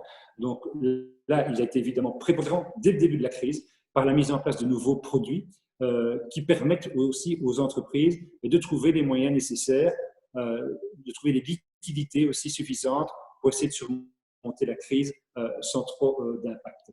Et donc là, plusieurs choses ont été mises en place dès le début de la crise. Donc au mois de mars, les prêts, et ça concerne tous les prêts effectivement, du groupe SOALFIN, j'inclus donc la Sofinex, la Socamut et Novalia également. C'est donc un moratoire automatique qui a été accordé pour la trimestrialité de l'échéance au 30 mars de cette année, en capital et en intérêt, sur tous les crédits octroyés par le groupe sans aucun frais ni coût à charge de l'entreprise. Ça correspond à un impact de plus de 7 millions d'euros en capital et intérêt, et ça concerne plus de 2700 dossiers au total. Ensuite, une garantie a été émise, donc ça c'est de nos métiers de base, et on a étendu cette garantie à destination à la fois des banques, mais aussi des invests, qui sont aujourd'hui des participations que nous gérons en direct, en tout cas pour toute la partie publique. Donc, les invests, effectivement, que nous couvrons également par l'octroi de garanties, tout comme les banques, garanties sur des lignes court terme existantes et sur des lignes court terme nouvelles aussi qui ont été mises en place par les banques et par les invests. Donc, 50% sur les lignes court terme existantes, 75% sur les nouveaux moyens qui ont été octroyés par les institutions financières et par les invests. Et en plus de cela, pour tous les crédits d'investissement qui n'étaient pas garantis à l'origine, et pour lesquels un moratoire de minimum 3 mois a été octroyé, nous venons également avec une couverture de 50% sur la totalité du crédit restant dû. Donc, ce qui est intéressant à comprendre alors, c'est qu'en plus d'une grille de garantie sur des nouveaux crédits, aujourd'hui, on est intervenu pour s'assurer que les crédits existants soient maintenus dans des cas compliqués. Un petit peu ça, hein. Tout à fait, tout à fait. Et donc, à titre d'exemple, depuis le 20 mars, puisque donc, de nouvelles garanties ont été mises dans le cadre effectivement de ces mesures que je vais expliquer, c'est 150 garanties pour des engagements de plus de 20 millions d'euros en couverture de financement de près de 35 millions d'euros. Vous voyez que ce n'est pas négligeable et ça vient donc supporter directement les PME et les petites entreprises de la région. Donc, pour les aider ainsi à renforcer leur liquidité, à octroyer des moratoires ou à faire en sorte que les banques et les investissements aient plus facilement leur octroyer de nouveaux crédits court terme, mais aussi il y a des crédits d'investissement qui sont ainsi sécurisés par la garantie octroyée par le SOALFIN. Alors tout cela s'est fait aussi au travers de processus qui ont été remis à jour aussi et simplifié pour faire en sorte de répondre plus rapidement aux demandes des entreprises. Donc, pour les montants inférieurs à 37 500 €, il y a un accord automatique qui est donné au niveau du groupe. Pour les demandes supérieures, on s'est engagé, et on respecte effectivement ces délais, à revenir dans les 6 jours ouvrables, mais c'est bien souvent beaucoup plus rapide, puisque nous avons des comités de crédit organisés tous les jours, avec plusieurs dizaines de dossiers parfois qui nous arrivent ainsi, et sur lesquels donc, nous décidons très rapidement pour venir ainsi soutenir les entreprises dans leurs besoins de financement. Outre cette procédure simplifiée, c'est aussi un nouveau produit mixte qui a été octroyé, c'est le fameux prêt Ricochet dont vous avez probablement entendu parler aussi, en complément du produit mixte mis en place par Socamut. C'est un prêt Ricochet, donc c'est un produit mixte aussi en garantie et en prêt pour un montant de 45 000 €, ou 30 000 € de crédit octroyé par la banque, garanti au maximum à 75% par la Socamut. C'est un nouveau crédit type amortissable, type crédit d'investissement par exemple, mais aussi ça peut être des lignes court terme existantes, de nouvelles lignes court terme. Le but est évidemment de rencontrer les besoins des entreprises et de renforcer ainsi leurs besoins en fonds de roulement. Alors, la combinaison est possible avec le prêt subordonné qui va jusqu'à 15 000 € octroyé à taux zéro là, et avec une franchise en capital de 6 mois également par la Socamut. Donc, ce sont des mesures effectivement très concrètes qui répondent ainsi aux besoins des entreprises. Et ces 45 000 € de crédit complémentaire peuvent être aussi additionnés aux 75 000 € initiaux du produit Socamut et aux autres produits évidemment mis en place par le groupe SoWiFi, les garanties, les prêts subordonnés complémentaires qui viennent donc renforcer les crédits bancaires d'une part, mais aussi les prêts octroyés par les Invest, bien entendu. Alors tout ça, ce sont des mesures effectivement qui viennent renforcer ou viennent aider en tout cas les entreprises à passer le cap difficile et à renforcer ainsi leur liquidité. On travaille maintenant aussi sur la solvabilité, parce que c'est clairement effectivement la mesure que les entreprises attendent de nous. Ça va être rendu inévitable par la crise qu'on traverse aujourd'hui. Et là, les mesures sur lesquelles on travaille au niveau du renforcement de la solvabilité sont différents ordres. C'est d'une part, évidemment, les Invest, qui ont un rôle majeur à jouer, comme la SCW pour les grandes entreprises. Les Invest interviennent en capital et en prêt subordonné, donc c'est toujours du haut de bilan, vraiment renforcer les fonds propres de l'entreprise pour les aider, non pas sur le très court terme, mais sur le plus long terme, à passer effectivement ce cap difficile, à renforcer leurs moyens pour développer leurs projets futurs. C'est aussi au travers de notre plateforme Euroquity, qui est une plateforme là, qui met en contact les investisseurs avec des entreprises qui sont à la recherche de capitaux. Donc là, on travaille également avec l'équipe pour venir en aide aux entreprises et à les aider ainsi à renforcer leurs fonds propres en ayant un rôle centralisateur effectivement par rapport aux personnes, aux entreprises qui recherchent à investir aujourd'hui. Et on le disait tout à l'heure, il y a énormément d'opportunités aujourd'hui dans l'acquisition, dans l'achat d'entreprise, mais aussi finalement dans la prise de participation dans le capital de certaines structures. Et au travers de cette plateforme Euroquity qu'on est en train de développer, on a un rôle majeur à jouer. Et enfin, au travers du prêt subordonné sur SoWiFi également, qui, comme je disais tout à l'heure, vient en complément des crédits bancaires. On octroie donc un prêt subordonné complémentaire, donc c'est aussi du haut de bilan et ça permet aussi aux entreprises de renforcer leur solvabilité et d'avoir plus de moyens pour passer ainsi les mois et années qui risquent encore d'être difficiles. Enfin, et j'en termine avec cela, il y a effectivement tout un travail aussi qui est mené actuellement sur la réindustrialisation de la Wallonie, on en parlait également tout à l'heure, dans lequel nous avons aussi un rôle actif à jouer et pour lesquels nous souhaitons évidemment privilégier nos entreprises dans toute une série de secteurs d'activité, en relocalisant ainsi toute une série d'activités et en les aidant aussi financièrement, mais au travers de toutes les mesures qu'on peut mettre en place avec le gouvernement wallon, à être compétitive et à ainsi rapatrier une partie de la production qui nous a probablement échappé au cours de ces dernières années. Enfin, et c'est vraiment le tout dernier mot, par rapport à toutes ces mesures qui ont été négociées, en parallèle, nous avons négocié aussi de nouveaux produits, de nouvelles mesures avec le Fonds européen d'investissement qui nous contre-garantissent et donc qui nous permettent ainsi, au travers de nouvelles garanties ou en tout cas des conditions plus souples qui nous sont maintenant octroyées, mais d'aller plus aussi vers l'avant et d'aider encore davantage d'entreprises avec de nouveaux moyens. Donc, le but, c'est vraiment d'accompagner ainsi les entrepreneurs, d'accompagner les indépendants, d'accompagner toutes les PME wallonnes qui souhaitent effectivement continuer leur croissance, qui souhaitent continuer à mener ainsi des projets de développement, à passer ce cap difficile de la crise et à être plus que jamais le partenaire incontournable à leur côté.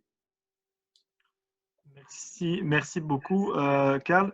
Il y a quelques questions par rapport au prix ricochet. Je pense que ça fait parler. Alors, on demande quand qui sera effectif. On dit que les banques ont parfois un peu du mal à suivre et qu'elles ne sont peut-être pas toujours enclines à bien l'utiliser.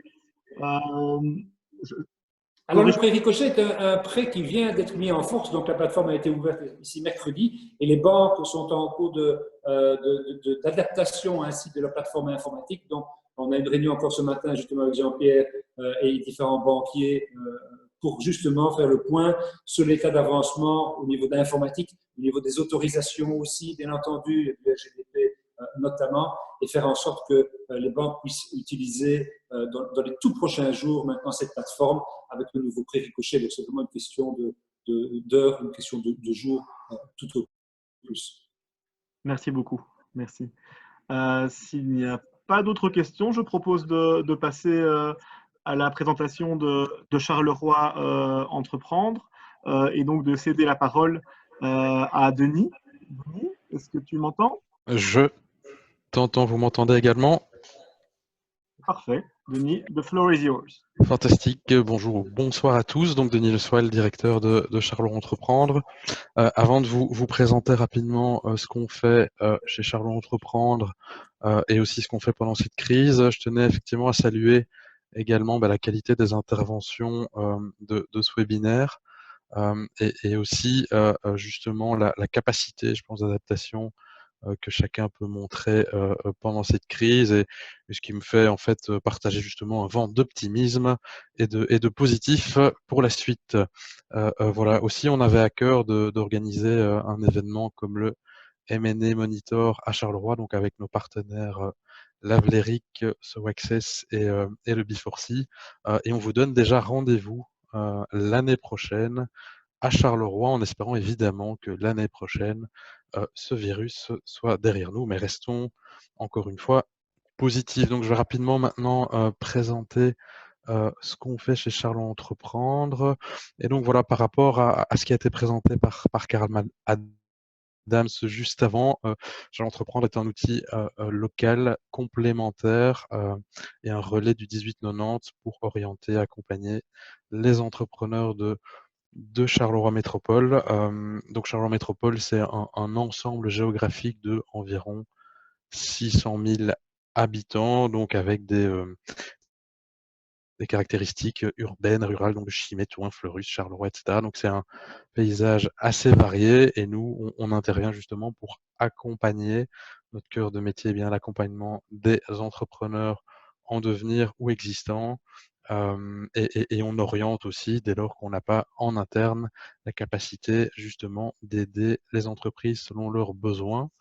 Si on passe au slide suivant, donc nos activités sont calquées sur les besoins en fait des entreprises et on a ici 4 phases de vie clés de l'entreprise. Donc la première c'est se lancer. Donc on a un incubateur étudiant, donc on sensibilise et on accompagne plus ou moins 50 étudiants par année académique à Charleroi. On accompagne également à la création d'entreprises innovantes, donc dans des secteurs assez variés. Je vais citer quelques exemples, notamment d'une agence de jeux vidéo ou bien la création d'une société qui veut créer un outil de support à la comptabilité en utilisant l'intelligence artificielle ou encore un projet plutôt alimentaire, donc un projet de meunerie ou de fabrication de farine.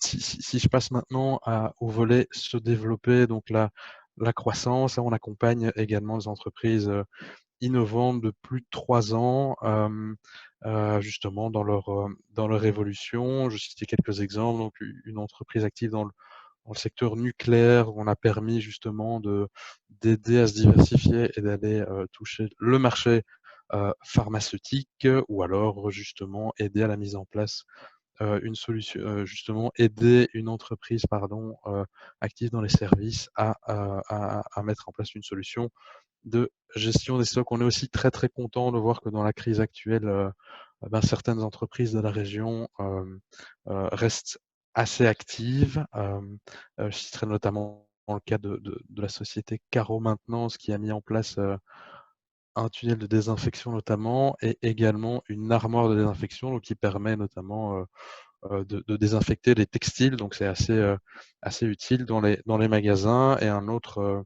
magasin de textiles, évidemment de vêtements. Et une autre société, donc la société Entra qui s'occupe, qui est une société justement de travail adapté, qui va participer au programme de traçage des maladies du Covid-19, justement pour retrouver les différents contacts qu'ils auraient pu avoir. Donc c'est assez réjouissant de voir qu'il y a des réponses concrètes au niveau du territoire. En plus de ça, on est effectivement expert au niveau des aides à l'investissement et autres aides à l'emploi. Et rapidement sur les 2 phases qui sont présentées sur ce slide. Donc l'implémentation, on a un coworking chez Charlot Entreprendre, donc qui permet justement à certains porteurs de projets de développer leur entreprise chez nous. Et on travaille aussi en étroite collaboration avec YTech, partenaire des infrastructures. Et sur la partie financement, on aide par rapport aux besoins justement de financement, on aide l'entreprise à qualifier ses besoins. On travaille en étroite collaboration avec notre Sambre Invest et on fait aussi du coaching au niveau du crowdfunding. Si on passe maintenant au slide suivant, là on a voulu montrer et justement qu'on était en réponse aux besoins des entrepreneurs dans cette période particulière de crise de Covid-19. Là, ce qu'on a fait, c'est qu'on a fait un plan collaboratif au niveau de Charlot Entreprendre en 2 axes. Le premier, c'est d'aider et accompagner les entrepreneurs par rapport aux aides disponibles. Je pense que Karl Adams l'a présenté. Il y a un certain nombre d'aides qui sont disponibles. C'est parfois compliqué pour les entreprises de s'y retrouver. Et le deuxième axe, c'est également justement à notre échelle de pouvoir permettre aux structures de pouvoir continuer leur activité. Donc, par rapport au premier axe, donc au niveau des aides, on a essayé de rassembler et en complémentarité évidemment avec le 1890 sur notre site internet charlotentreprendre.be, un kit de survie de l'entrepreneur qui va lister justement les différentes mesures régionales mais aussi fédérales qui sont d'application et pouvoir aussi lister les cas d'éligibilité de ces différentes entreprises. On a aussi mis en place une ligne directe Covid-19 pour justement être à l'écoute des entrepreneurs dans cette période. Et on a aussi mis en place, en collaboration avec des étudiants entrepreneurs, un concours solidaire pour mettre à disposition gratuitement des e-commerce pour permettre à certaines structures de continuer leurs activités. On organise aussi un certain nombre de webinaires qui sont repris à droite du slide, dont les aides en temps de crise, comment s'adapter à la crise pour entreprendre, et la semaine prochaine, comment développer ma résilience pour rebondir après le confinement. Voilà, donc le dernier slide, voilà, pour dire qu'on a hâte d'être l'année prochaine hors confinement, on l'espère, et on reste à votre entière disposition, donc n'hésitez pas à nous contacter. Merci beaucoup. Denis, il y a une petite question. On pose la question de savoir si vous faites de l'accompagnement aussi pour des entrepreneurs qui souhaitent investir dans la région de Charleroi, mais qui viennent d'une autre partie du pays. On a effectivement un ancrage local au niveau de Charleroi Métropole. Donc, si les investissements sont dirigés effectivement dans la métropole, on sera très heureux d'accompagner effectivement ces investisseurs. Voilà qui était très clair. Merci beaucoup. Alors, je pense que les questions, on les a fait au fur et à mesure, donc on ne va pas refaire une session de Q&A, sinon ça va durer encore plus longtemps et le timing va encore être plus explosé que ce qui était prévu. Je pense qu'on va clôturer là. Moi, je voudrais d'abord remercier tous les participants, en particulier tous les organisateurs qui ont contribué à faire de ce webinaire un succès. Donc, Charleroi Entreprendre, Business for Charleroi et la Vieille Business School, bien sûr. Et un tout grand merci aux témoignages vraiment inspirants de nos 2 entrepreneurs qui, je pense, ont peut-être mis du baume au cœur à pas mal de gens pendant la période qui est un peu compliquée. Et je pense que ce sont des petites choses comme ça qui peuvent vraiment donner de la motivation et faire de la Wallonie un territoire entrepreneur. Donc, je vais clôturer simplement en faisant passer un petit message. Donc, on a parlé acquisition et si parmi vous, certains veulent se lancer dans une démarche et ne savent pas trop comment s'y prendre ou ont des questions, on peut vous inviter à contacter l'Asso Access évidemment pour vous aider, mais aussi à contacter Business for Charleroi, puisque la patronne Claudia Gaton s'est gentiment proposé de dire, écoutez, s'il y a des gens qui veulent rencontrer d'autres entrepreneurs qui ont déjà fait ce genre de démarche, eh bien, elle peut les mettre en relation et ça, c'est toujours utile de pouvoir échanger avec quelqu'un qui est passé par là où on va peut-être passer. Et donc, si vous vous reconnaissez dans ce profil, n'hésitez pas à prendre contact avec Business for Charleroi. À cet effet. Voilà, donc je propose de clôturer. Comme on l'a déjà dit, rendez-vous l'année prochaine. Rendez-vous l'année prochaine, a priori, à Charleroi, pour le faire de manière encore plus conviviale. Il ne me reste plus qu'à vous souhaiter une excellente soirée et surtout, prenez soin de vous en cette période compliquée. À bientôt, je l'espère. Au revoir. Merci beaucoup. Au revoir. Merci. Au revoir.